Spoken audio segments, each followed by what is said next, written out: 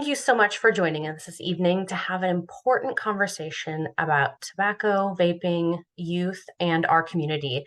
A special thank you to Louise Brandy, who supports the work of the American Heart Association, specifically around tobacco use prevention. Louise has joined us this evening. Thank you, Louise, to kick us off and to share her passion around this topic. Great. Thanks, Chelsea, so much. I really appreciate the time tonight as well. I'm Louise Brandy. I am by day the Chief Information Officer at Quidel Ortho in San Diego.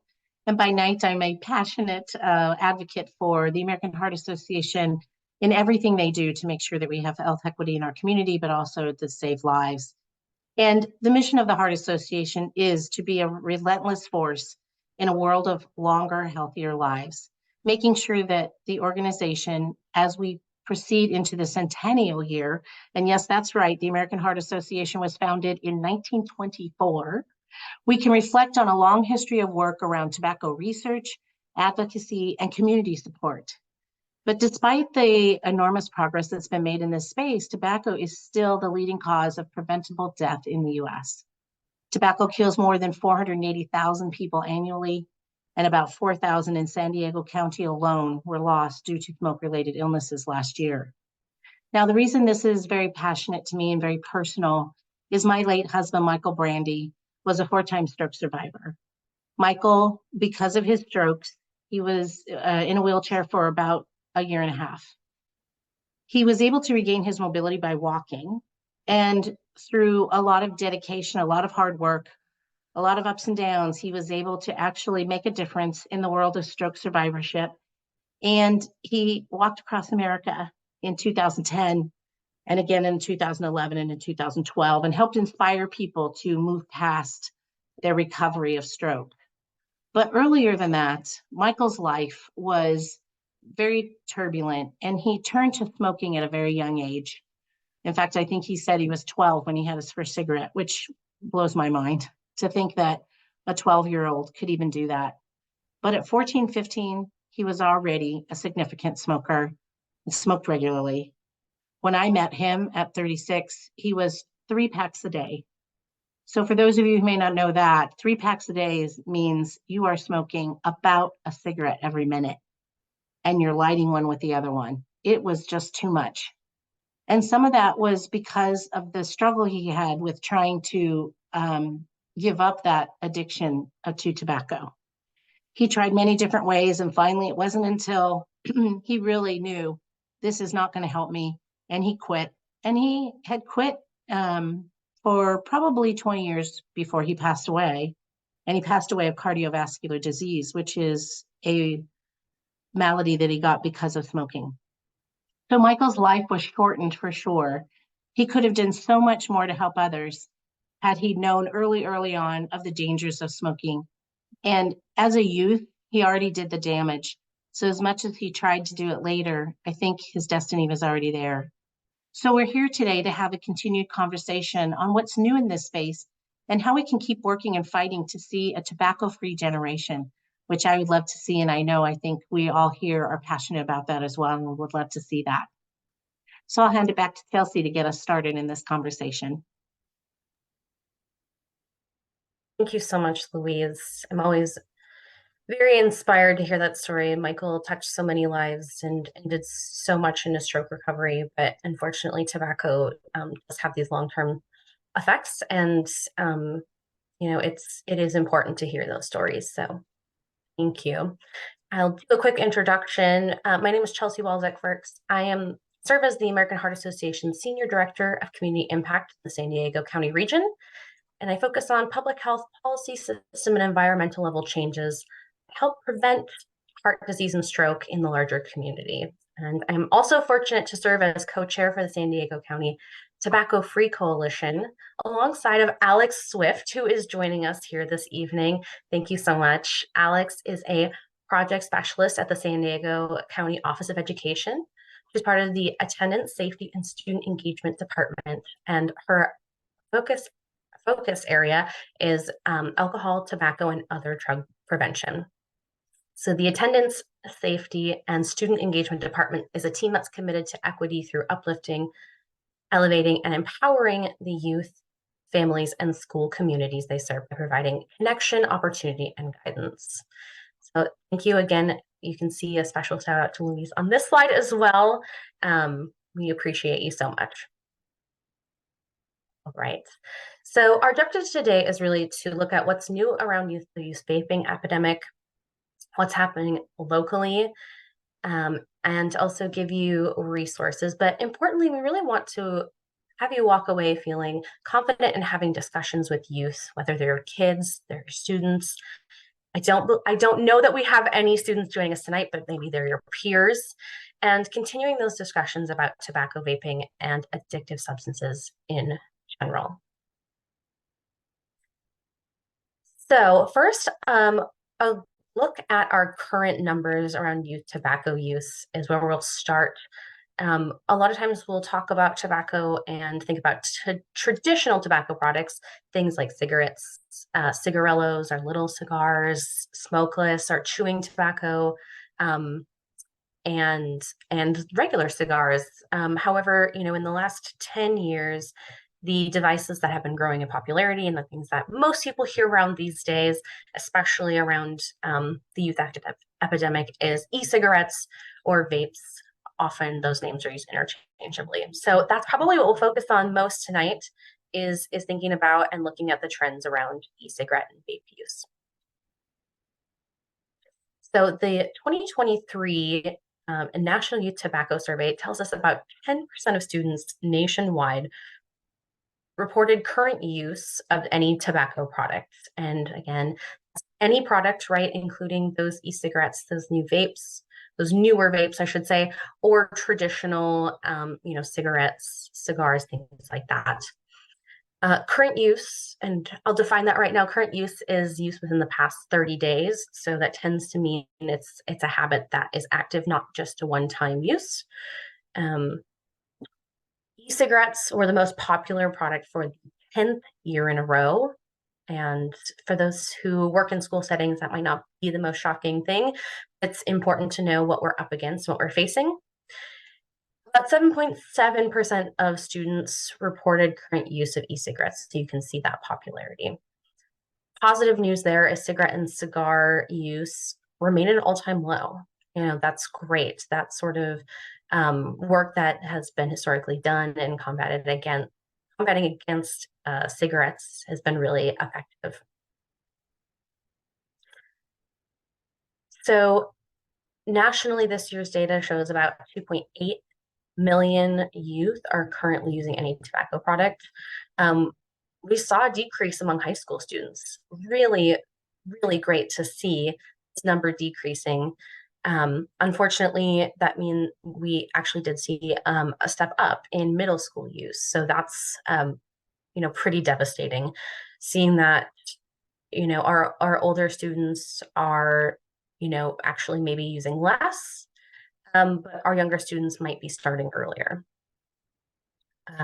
About 10%, so you can see those numbers, that 12.6% of this year. For high school students, that's use of any tobacco products, and about 10% of high school students and about 4.6% of middle school students specifically using e-cigarettes and vapes. So again, just reiterating, those are largely the products that are being picked up.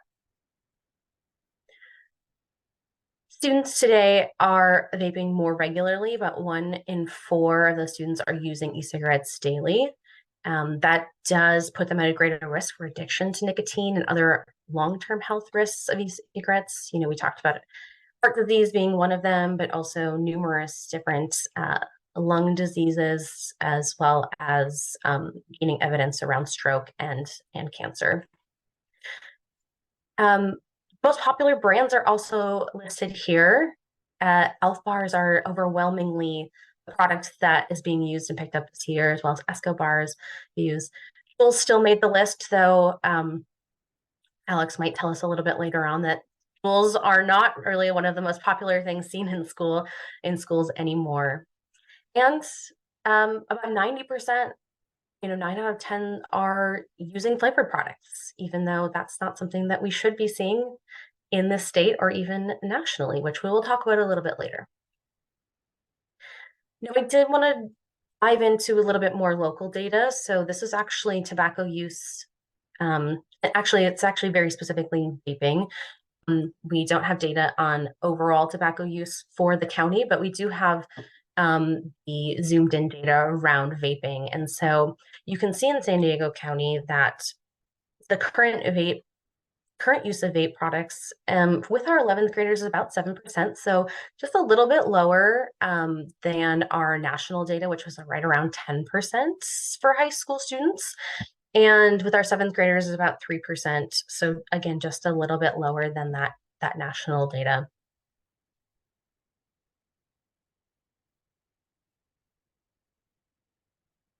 All right. And then I do want to share one small study that came out of the American Heart Association last year, not quite as widespread as the sampling of the students for the National Youth Tobacco Survey, or that the last set of data that you saw, the more local California Healthy Kids Survey data. But they led a study of youth across the United States to examine vaping in the context of student mental health and well-being.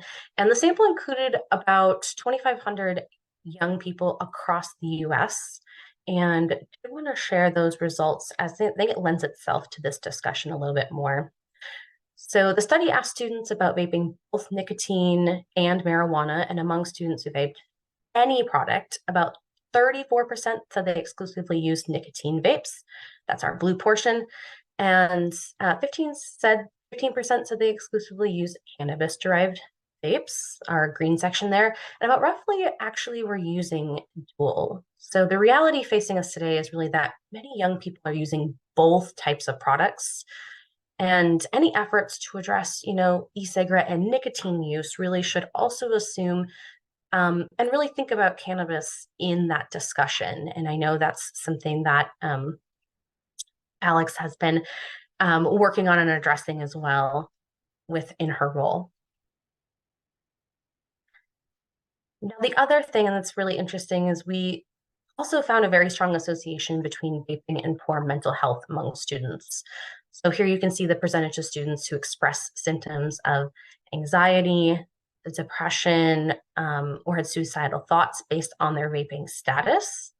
Students who vaped nicotine only, cannabis only, or both reported significantly poorer mental health and well-being than non-vapers. And this point is really important. This is cross-sectional. We don't know what came first, right? Whether it was these feelings of anxiety or depression, and then the use of vapes or vice versa. But it's really, it's likely both a reason young people are seeking and using these products, but it also stands to reason that using these products can really be contributing to worse mental health and well-being. So on that note, I do want to hand it over to Alex to take us through next portion of our conversation.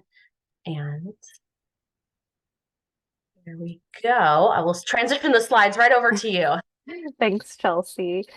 So for my part, we're really going to be focusing on vaping in general, just a really quick overview, so that we're kind of all on the same page. And then what we're seeing, the devices that we're seeing young people using, and why it's really important to have conversations around these products and what they can do both in the short term and the long term. So when we're talking about vaping devices, we're talking about usually ones that are included in tobacco products. So any device that contains nicotine is a tobacco product, regardless of where that nicotine originates from, whether it's from an actual tobacco plant or it's synthetically created in a lab, it's a tobacco product. And so you have to be 21 or older to buy it. A vape is a little more specific of a term where we're talking about an electronic smoking device. So it's any battery operated device that heats a liquid into an aerosol to be inhaled. So vaping device can be, a tobacco product, but it's not necessarily going to contain nicotine. But if it does, it's a tobacco product. Tobacco or vaping devices or electronic smoking devices first came out here in the United States in 2000. 2007, so they haven't really been around for that long. Now, when I'm talking to students, that seems like a really long time. That, when I'm talking to middle school students, that's their entire life. Um, but they really haven't been around for that long, especially when we compare them to cigarettes, which, cigarettes have been around commercially for about 150 years. So we have a really good idea of those long-term health effects.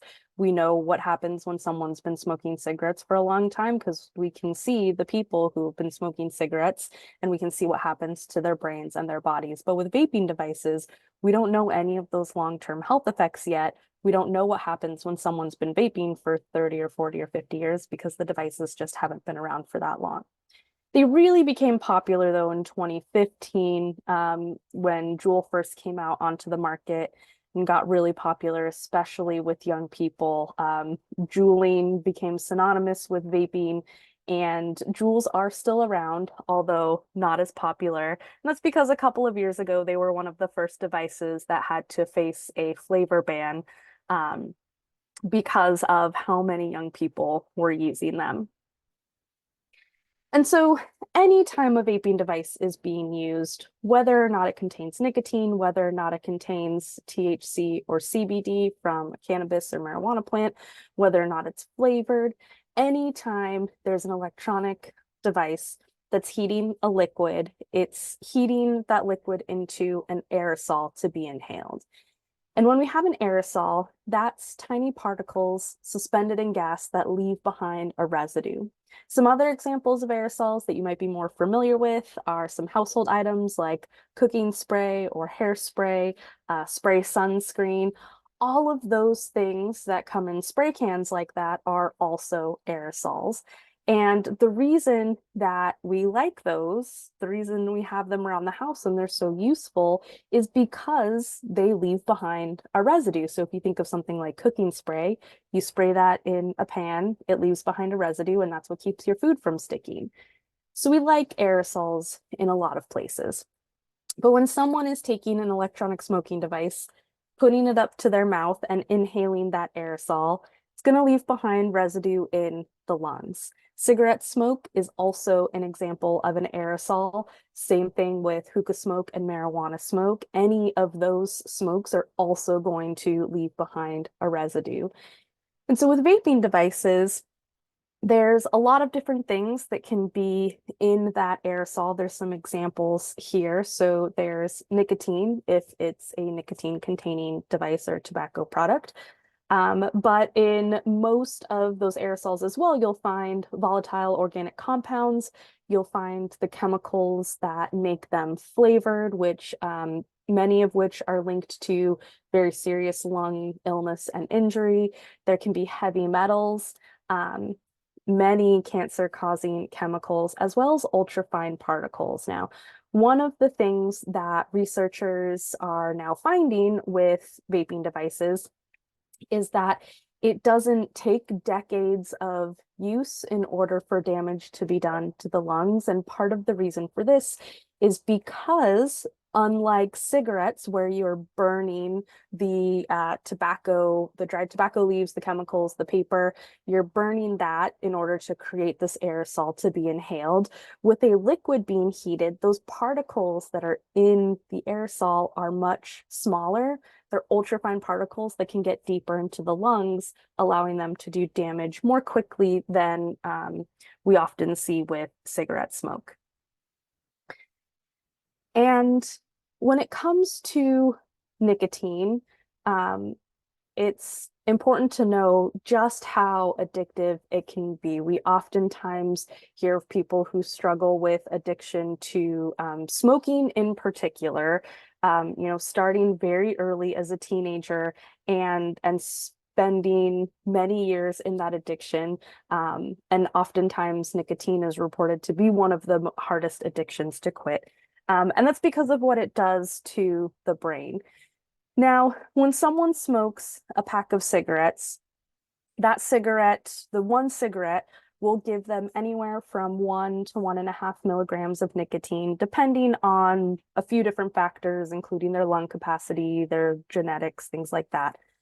And so in that pack of cigarettes, they'll be getting about 22 milligrams of nicotine if they smoke all 20 cigarettes in there. So we have 20 cigarettes to a pack.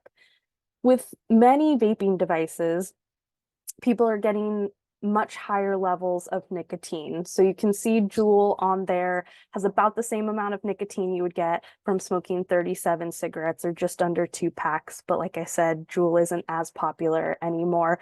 But we did see Elf Bar on those survey results.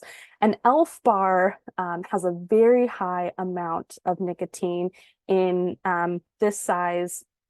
It's reported to have, it's the size that they say is 5,000 puffs, but it's 650 milligrams of nicotine, which is equivalent to 590 cigarettes or 29 and a half packs of cigarettes worth of nicotine. Now, different people are going to go through that in a different amount of time, but if someone's going through that after a few days, 3 days, for example, they're getting the same amount of nicotine in their body as if they had smoked 29 and a half packs in those 3 days. So it's very significant levels of nicotine. And when we have these devices that don't look like cigarettes, they don't smell like cigarettes, they don't taste like cigarettes, they're not going to come with the same knowledge of risk that most people now have with cigarettes. We know the harm that can come from smoking cigarettes. Vaping devices don't carry that same knowledge yet because they're still so new, because they don't look or smell like cigarettes, because we don't know a lot of those long-term health effects. But the teenage brain is uniquely vulnerable to addiction. And so when we have a brain that's still developing, being hypersensitive to addiction paired with very high levels of a very addictive chemical, it's not a great combination in terms of the effects, right? When we look at some of the reasons why someone might start vaping in the first place, I usually ask this question when I'm in classrooms with middle and high school students. And I hear the things that we would expect, things like peer pressure or their friends are doing it or because they think it'll make them cool. But more and more over the last couple of years, I've started to hear the answer that someone might start vaping because they think it's going to help with their stress or anxiety or their mental health or dealing with a difficult thing, whatever that might be for them. And when we look at what's happening in the brain, which we will in just a second, it's really, and we get into the cycle of addiction, when someone is using vaping to help with their mental health issue, whether it's a nicotine vape or cannabis or marijuana vape, the result is oftentimes addiction and worse mental health issues, increased anxiety, increased depression. And this is because of what's going on in the brain. So our brains continue to develop until we're in our mid-20s. And during the teenage years, there's especially important development that's happening and a few key things that are going on in the brain. One is we learn how to deal with difficult emotions as a teenager, right? All of these things are things that we're not born knowing how to do. They have to develop.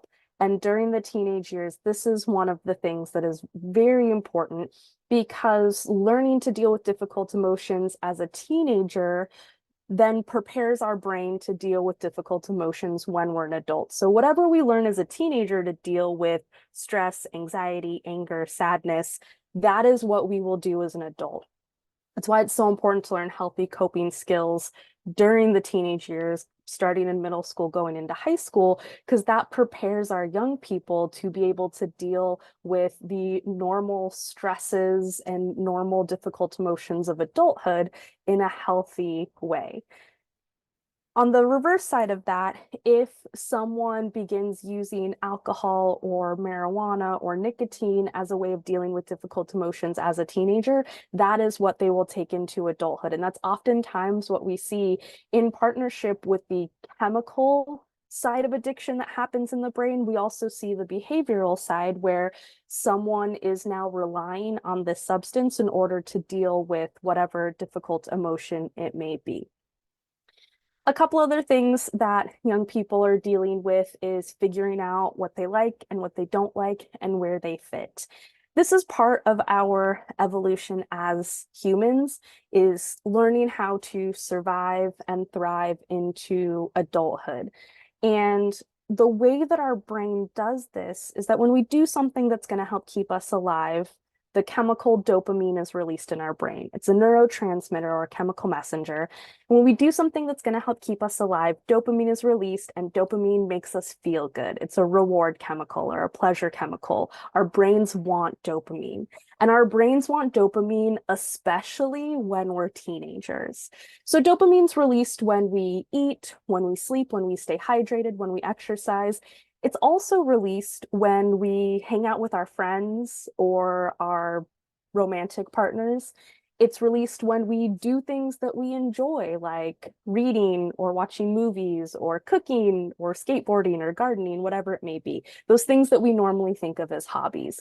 But we can trace this back in our evolution because our early ancestors who were hunters and gatherers, they needed to eat and stay hydrated and find shelter to survive, but they also needed people to help them. They're more likely to survive if they have people to help them find food or to help them if they get sick or get hurt.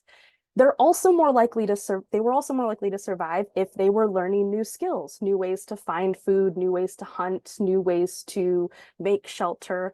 So being around people and learning new skills and practicing those skills will release dopamine as well because they help with our survival. Now, we can go to the grocery store now for food. We don't need to hunt and gather, but that's still ingrained in our biology. So dopamine is still released when we do those things.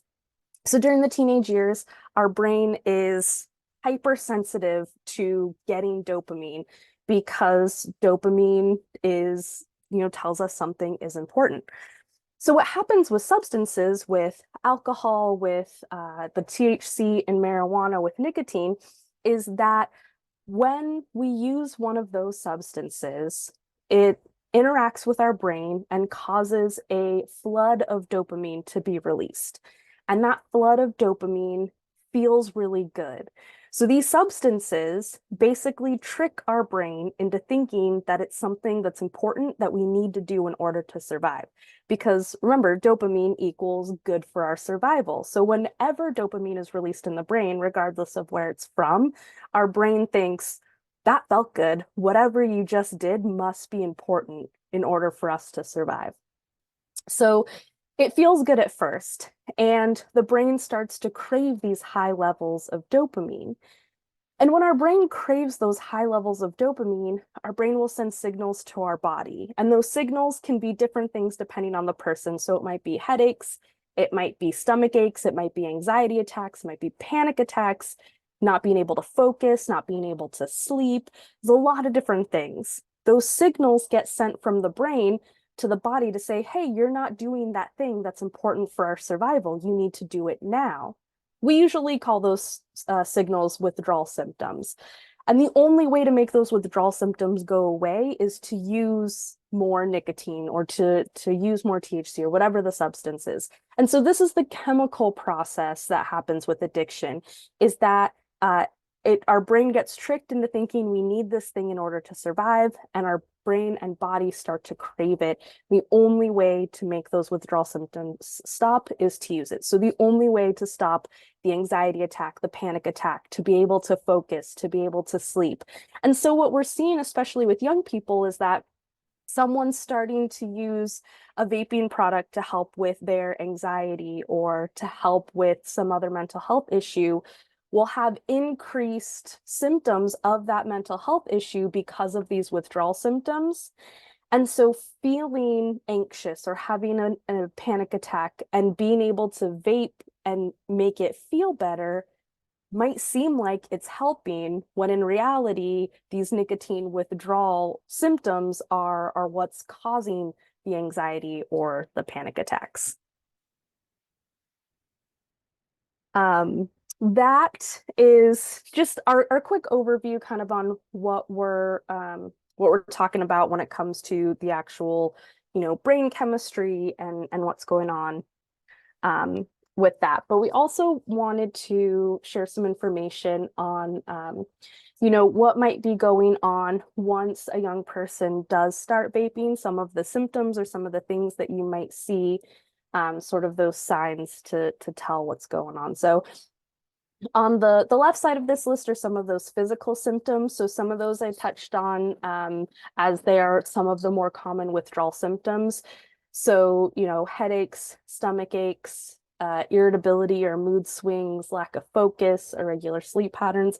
Some of these physical symptoms are also just normal teenage things that can happen. So something like irritability on its own might not necessarily be this is a cause or this is being caused by vaping. Same thing, with anxiety or some of these other mental health issues. There's other causes of some of these things.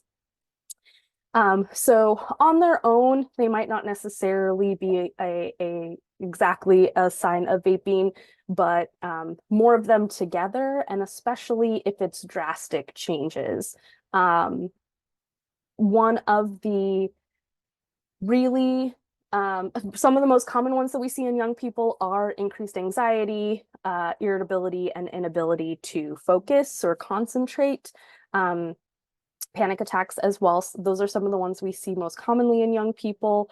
One of the ones that is not necessarily a normal teenage issue is a new or frequent cough.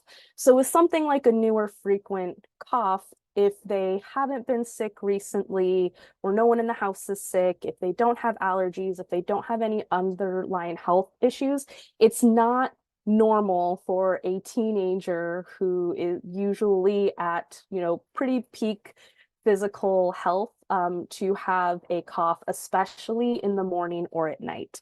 So that could be, a pretty clear sign of that can come from vaping. Some of the things you might see around them in their space are sweet scents in their room or on their clothing. Because so many young people are using flavored devices, many of them are sweet flavors, fruity flavors especially. So you might have that. But again, teenagers' bodies are also changing very much. So it could be a way to, they might be using something new to try and not have an embarrassing situation at school or in the locker room. So, again, on its own might not be a sign, but especially paired with some of the physical symptoms as well. A disruption of their normal life, if they're not interested in doing the things that they have been interested in for a long time, or if they're not interested in spending time with the people that they have been interested in spending time with. Again, could be normal teenage behavior. Also could be some of the effects that nicotine has on the brain. The new devices, it could be chargers that you don't know what they look like, or other, a lot of these devices don't look like they would be tobacco products, but they can be. So some signs to look for, especially if it's a lot of these things kind of combined, seemingly out of nowhere at the same time. And some tips for talking with young people about these things. It's broken down, starting with before the talk. One really great thing to do is learning facts about vaping. And so being on here and getting information on webinars or some other websites is a really great place to start. So you know what you're talking about. For a lot of people who have not been teenagers in the last 10 years or so, you did not have an experience with vaping in middle school or high school because the devices didn't exist yet. So it's a little bit more difficult to draw just on personal experience, because vaping didn't exist when we were growing up. So knowing the facts, there's some other websites on there that you can go to for some good information.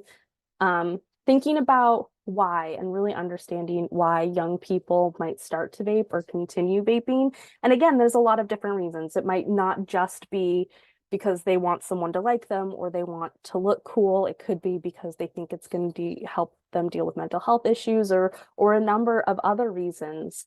And be ready to listen. So lectures don't go very far with teenagers. And if any of you have teenagers at home, I'm sure that you have experienced this already. But having it be an open dialogue and open conversation is going to get you a lot farther than lecturing or judgment.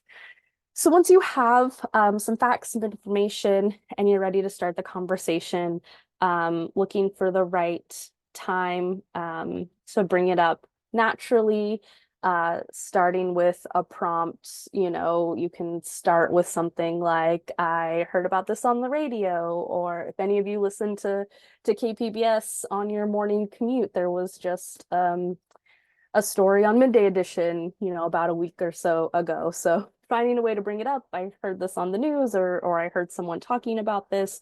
What do you think about it?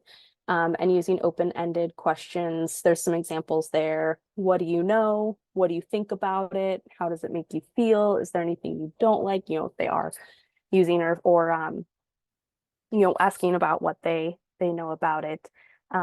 Being a good listener and being non-judgmental is helpful, especially knowing what it is that's happening in the brain once someone starts vaping, especially a teenager, is that it's because it's a chemical reaction that's happening in the brain. It doesn't matter how good someone's grades are or how athletic they are or how much time they spend volunteering. This is really something that can get out of control really quickly with young people. And so when addiction or dependence to nicotine does start, they will really need support in that, because like I said before, it's one of the hardest addictions to overcome. Answering their questions is number 3. So offering honest and science-based information. This is why it helps to get some of those facts ahead of time from places like the Truth Initiative, Kick It California, Stanford's, has some really great resources, American Lung Association, American Heart Association. And you really want to focus on the immediate effects of vaping or tobacco use. And one of the reasons for this is due to the developing brain. So young people whose brains are still developing, one of the last parts of our brain to fully develop is our prefrontal cortex. And one of the things that the prefrontal cortex does is it regulates our decision making and our risk taking. So when we're talking to teenagers about vaping and tobacco use and nicotine and what it can do to their body and their brain, it's not as effective to focus solely on the long-term effects, what can happen in 20, 30, 40 years. Not because that's not important or it's not useful to know, but because the part of their brain that could really focus on the impact that might have on their life 30 years from now just isn't fully online yet. So it's good information to have, and it can be part of the conversation, but it shouldn't be the sole focus of the conversation. You want to think more about the immediate effects, especially addiction, and especially talking about some of those withdrawal symptoms or signs of addiction, like anxiety attacks, panic attacks, the inability to focus or concentrate, things like that. It interrupts your sleep, especially for athletes. It's a great conversation to talk about the more immediate effects in terms of their lung capacity and their ability to run and perform, because the lungs are going to be one of the first things to be affected by vaping. The heart can be affected as well because of the high levels of nicotine. And then number 4 is to keep the conversation going. So it can't just be a one and done. The conversations need to happen often and, very importantly, calmly. So again, not a lecture, not attached to punishment, not attached to anger, or some of those emotions, but with connection built in. That's going to be much more effective in the long run than just lectures with here's all of the reasons why you're ruining your lungs or ruining your life, but a conversation which goes two ways, there's back and forth, but also keeping some of those other points from 1, 2, and 3 in mind. And then if you need to get help, so support is available through your primary care physician or pediatrician when it comes to nicotine dependence or addiction.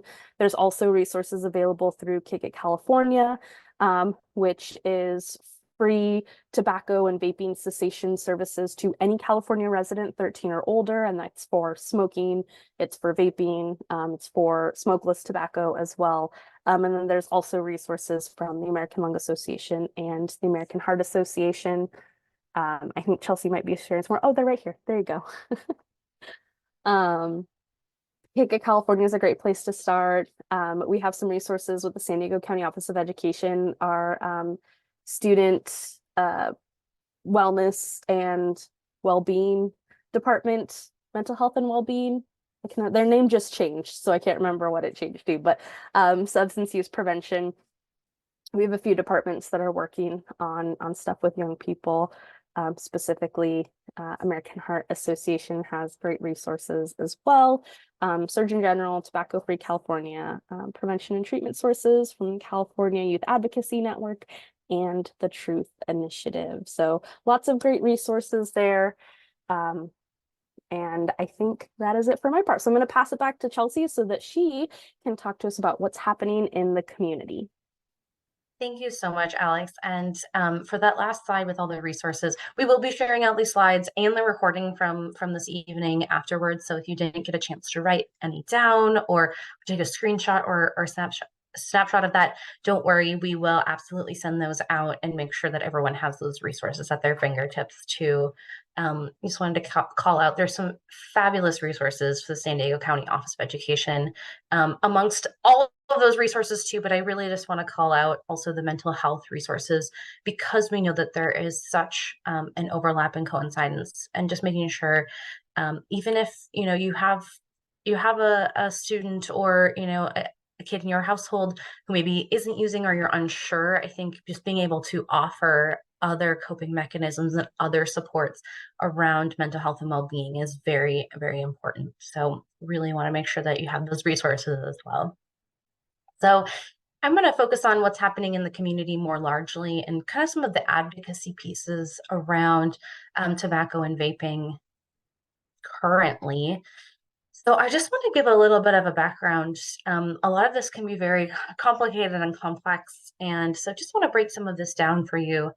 In 2016, the FDA, so the Food and Drug Administration, was actually granted the regulatory authority over e-cigarettes. So it took a while from when they were introduced in 2007, as Alex talked about, almost 11 years later, to actually regulate e-cigarettes. So for the past several years, the FDA has been conducting product by product reviews to determine which e-cigarette products can actually remain for sale in the US marketplace.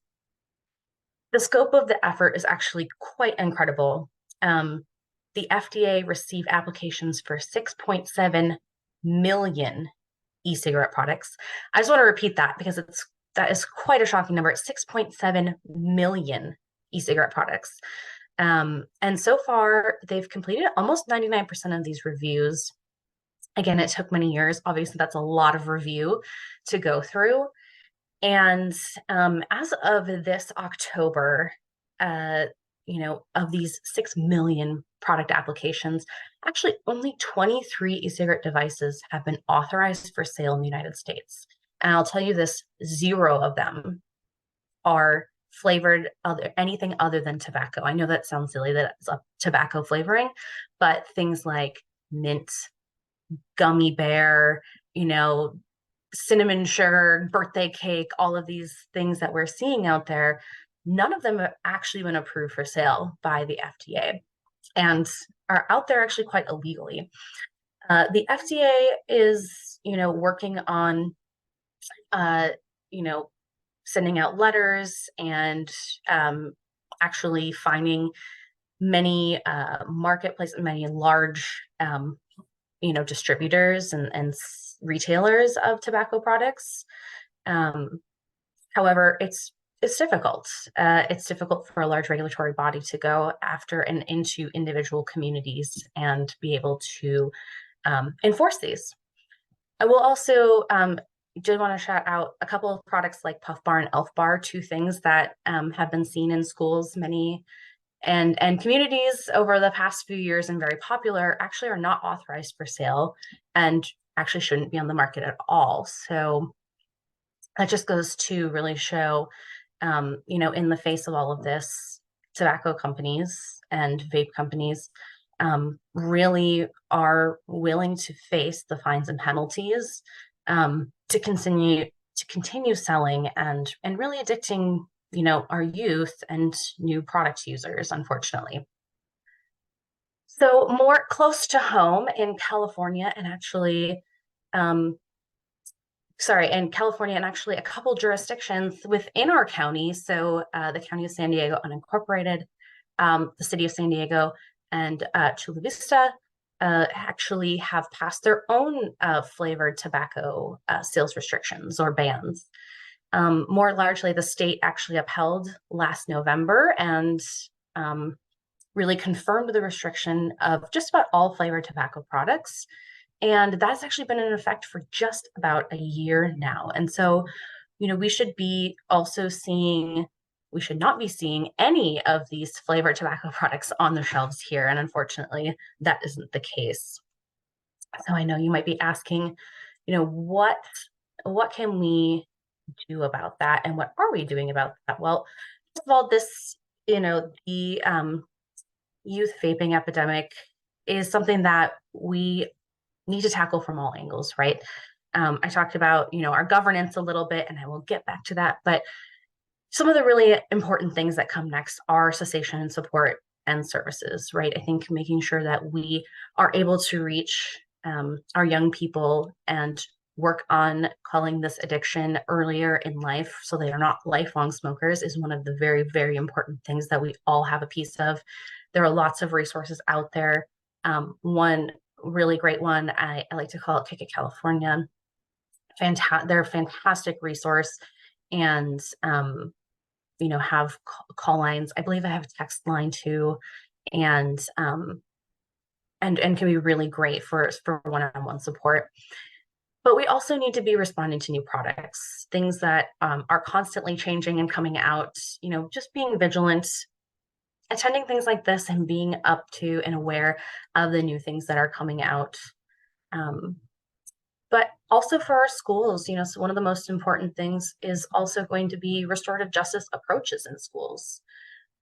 There's such a strong association between vaping and mental well-being that we know that punishment around vaping is really kind of a punishment around the mental well-being of our young people. Schools are uniquely positioned to help students in these situations, and we'd like to empower them to do so, right? To make sure that they aren't excluding or kicking students out of class, rather working to keep them in the classroom and finding alternatives to suspension that really do support cessation, and keeping them on track to learn and still be around their peers.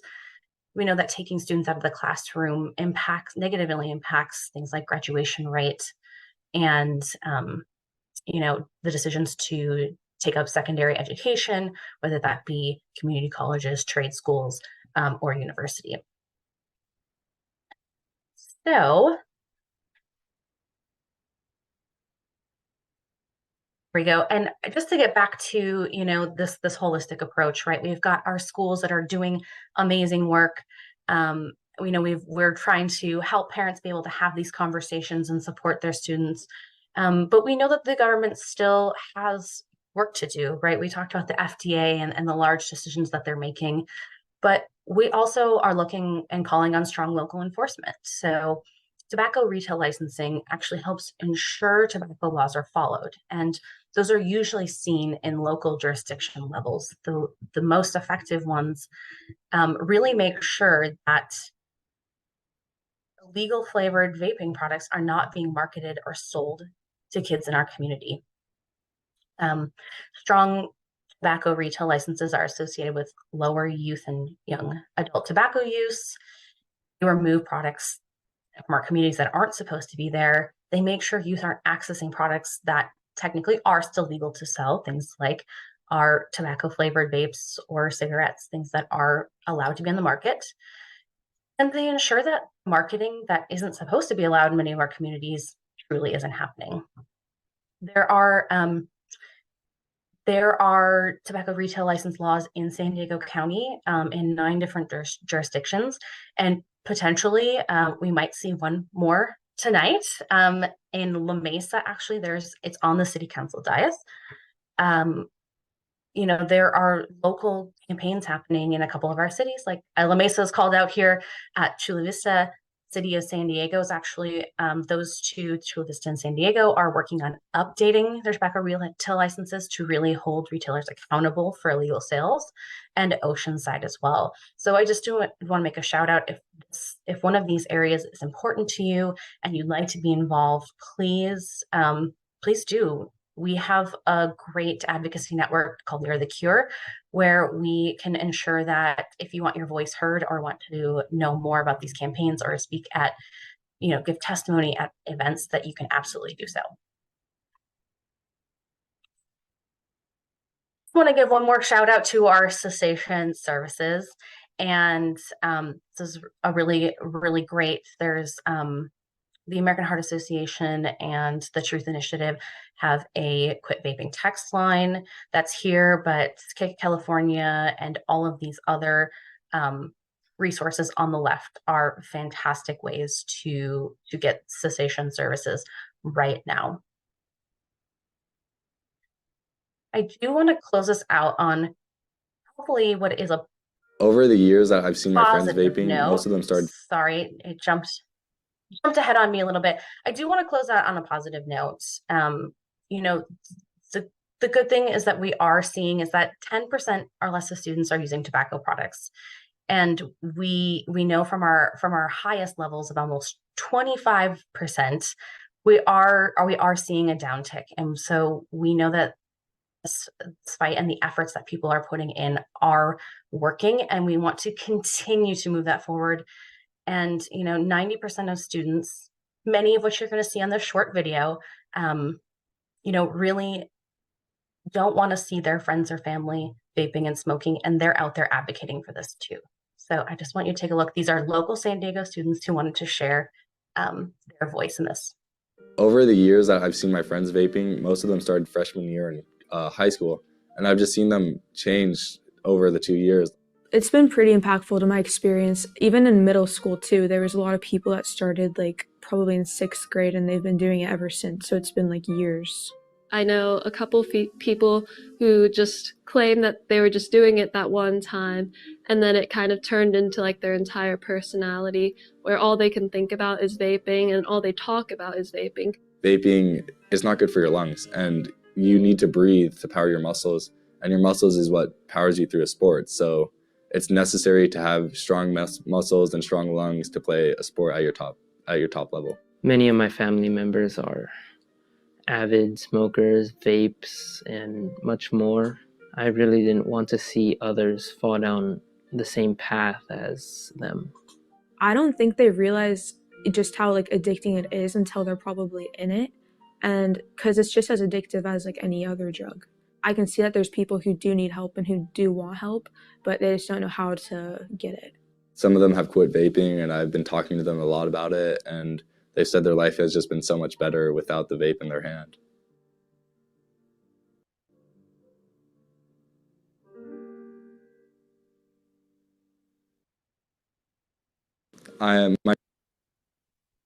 Wonderful. Well, thank you so much for sticking around for that video.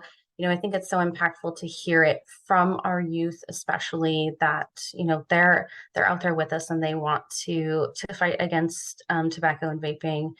I'd like to open up to any questions. I've been trying to see if there's anything in the chat or Q&A, and let me just double check if we've had anything come in, or if anyone wants to opportunity to jump off of mute, I'm happy to do that as well if there's any questions or any hands want to be raised.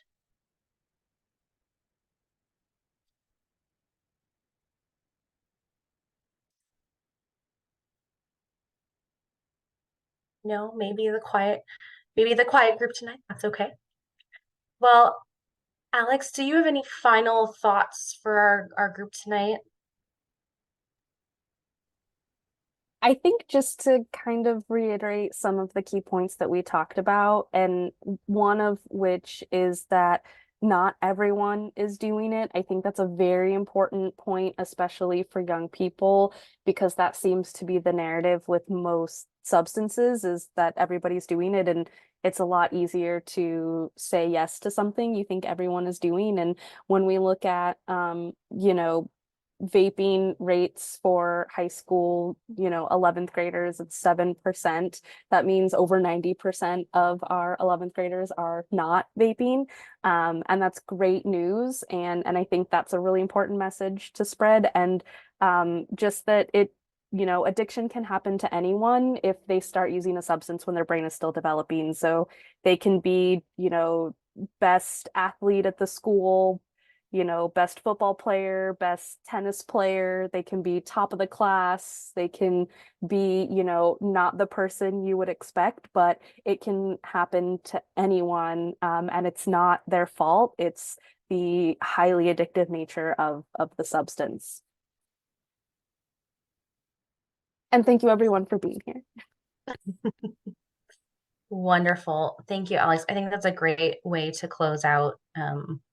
Is that, we've come a long way and we're seeing progress in the right direction. And I know that I hopefully speak for everyone here, including, thank you so much, Louise, for being here tonight. That we're really excited by all the progress, but we cannot wait to see, this tobacco-free and nicotine-free generation. And, we hope it's not too far away. So though there's some very positive things, we're very optimistic. We are ready to see, that use go to zero, and we will keep fighting that fight. So thank you again, everyone, for joining us. Louise, do you have a final sign off as well? Oh, thank you. I would just say one of the most powerful things you can do is share this information, share the stories that you might have with your kids, share your kids' stories. Don't worry about what it may be perceived as outside. The more people that know about this and how to stop it, the farther we'll get in this progress and to meet our goals. So share, and it could save a life. Thank you. Wonderful. On that note, thank you so much, everyone, for joining us this evening. We will share out the recording and resources afterwards, and appreciate your time. Thank you again. Thanks. Thanks, everyone. Ladies. Bye. Bye.